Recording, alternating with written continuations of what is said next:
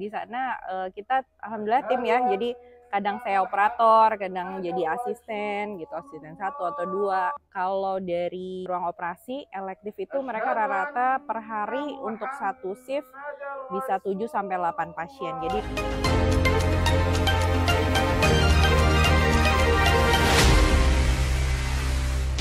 Assalamualaikum warahmatullahi wabarakatuh. Kembali lagi bersama kami Relawan Mercy yang ada di Jalur Gaza. Teman-teman, saat ini saya berada di Guest House Mercy yang ada di daerah Al-Mawasi, Kota Khan Yunis, Jalur Gaza bagian selatan.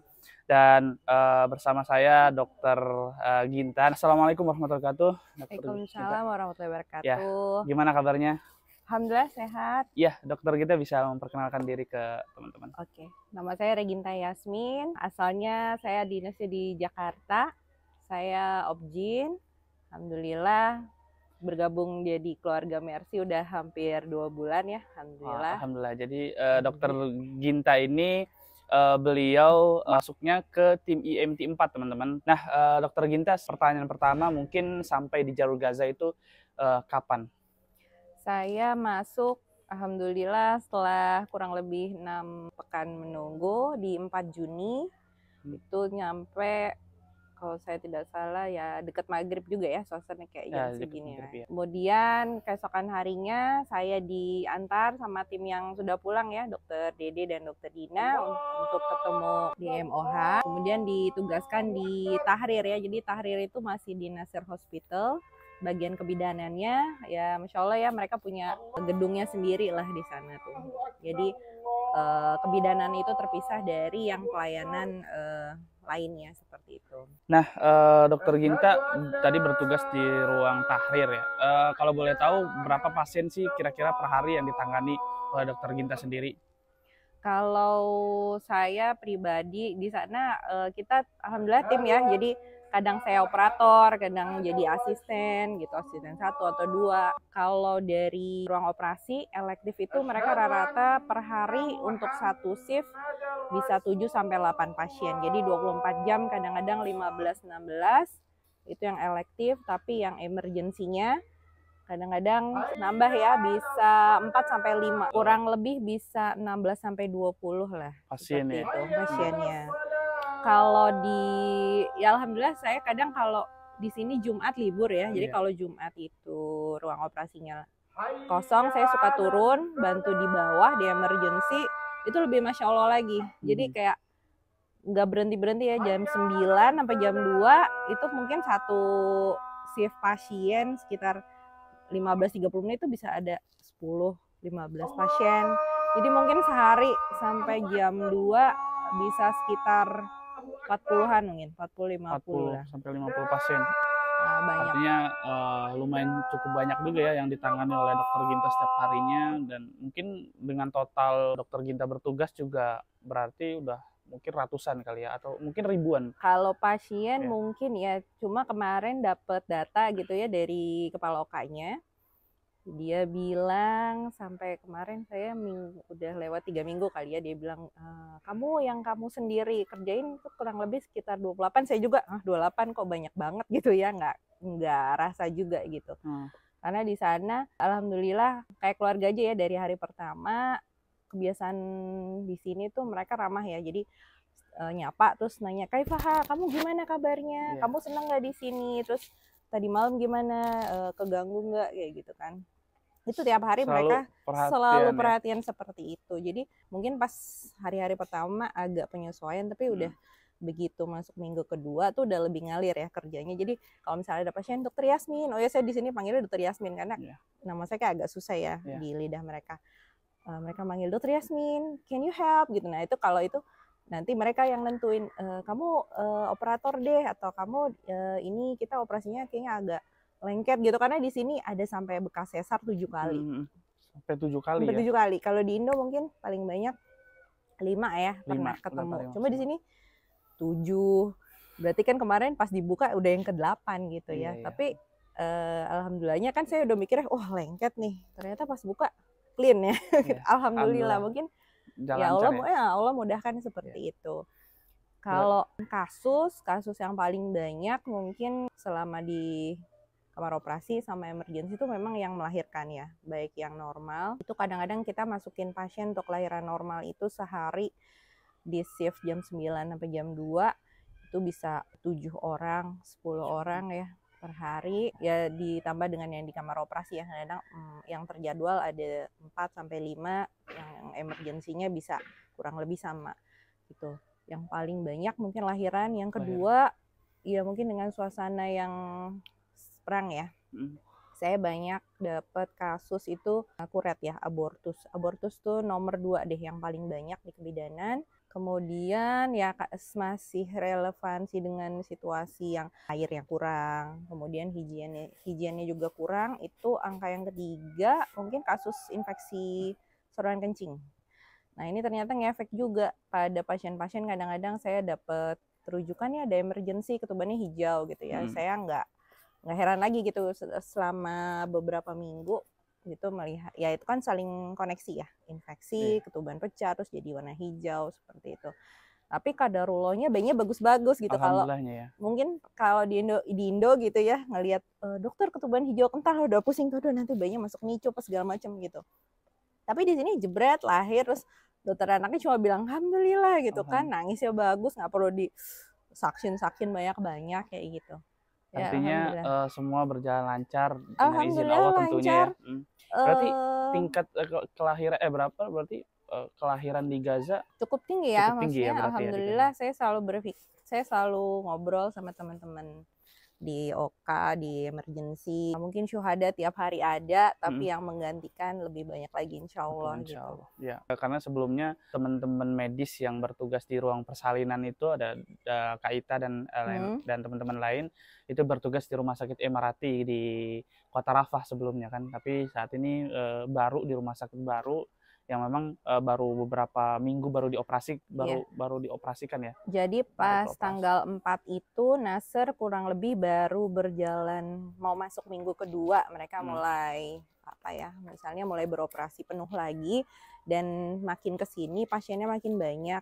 Kemudian saya untung tadi Fikri ingetin, di Nasr itu sekarang memang dokter objinnya banyak. Jadi per bagian itu bisa ada 4 sampai 5 dokter yang sudah senior, kemudian ada residennya dan ada med studentnya. Itu gabungan. Ternyata dari yang Ashifa juga di Nasr sekarang, kemudian di Emirati juga, dan itu mereka ada jadwalnya. Jadi kadang-kadang saya ketemu tuh baru 2 minggu sekali baru ketemu lagi orang yang sama gitu. Dan yang saya belajar, mereka tuh mau untuk komunikasi kasus, atau misalnya ini kayaknya kita agak susah gitu kan.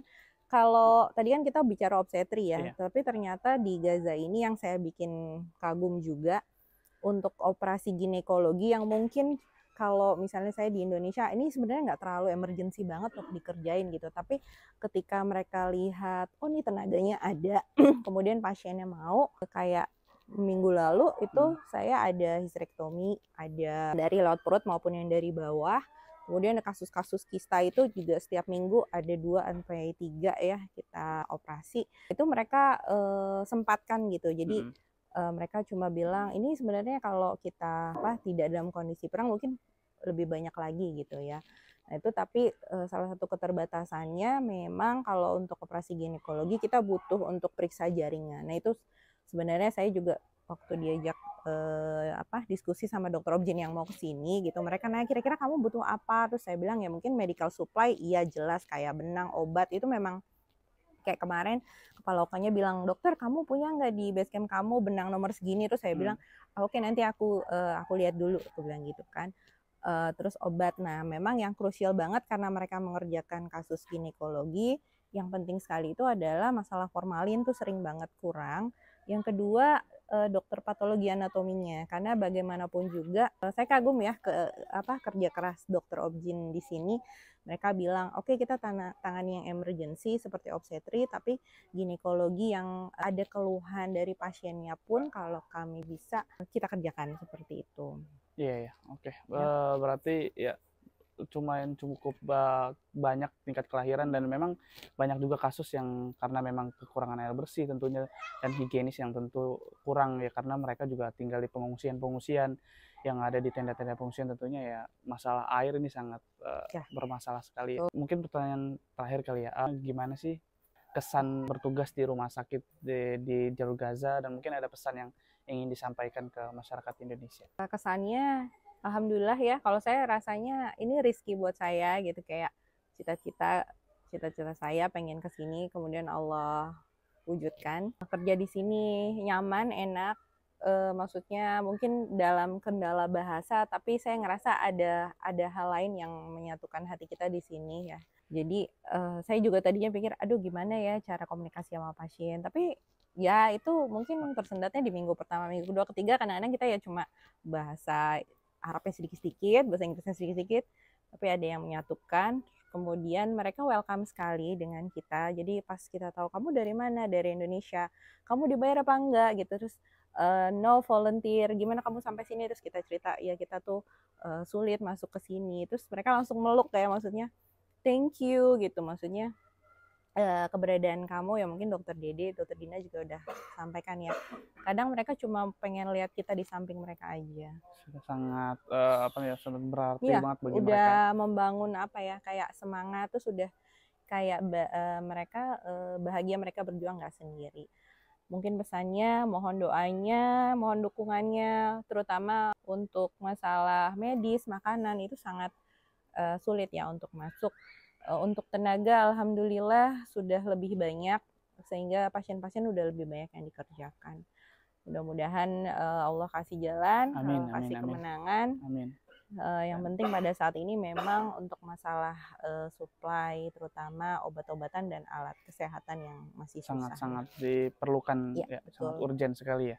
Mohon Ya, doanya seperti amin, itu. amin. Semoga dipermudah, dan semoga Dokter Ginta juga selalu diberikan kesehatan, Amin. selalu diberikan kelancaran oleh Allah Makasih. Subhanahu Wa Taala Amin, selama amin ya bertugas, Allah. dan bisa kembali ke Indonesia berkumpul dengan keluarga. Amin. Amin, Mudah-mudahan bisa amin. kembali bertugas lagi di Amin, sini insya ya. Allah, insya Insya Allah. Allah. Ya, terima kasih Dokter Ginta atas waktunya. Ya, kita tahu karena memang sebenarnya suplai medis ataupun suplai obat-obatan ataupun suplai makanan dan lain-lainnya memang masih sangat sulit teman-teman, karena border Rafah sudah 50 hari lebih dikuasai oleh pihak Israel, dan belum ada satupun truk yang berhasil masuk ke jalur Gaza melalui border tersebut.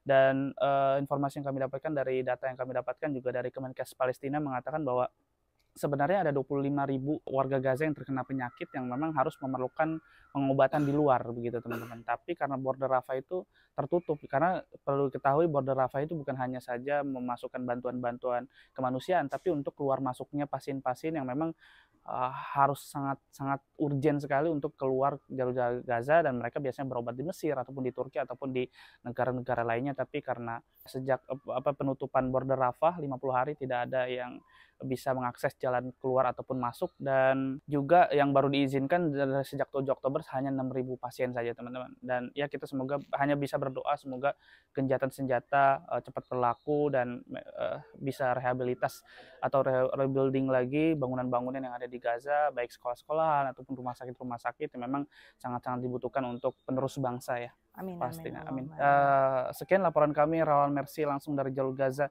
Wassalamualaikum warahmatullahi wabarakatuh.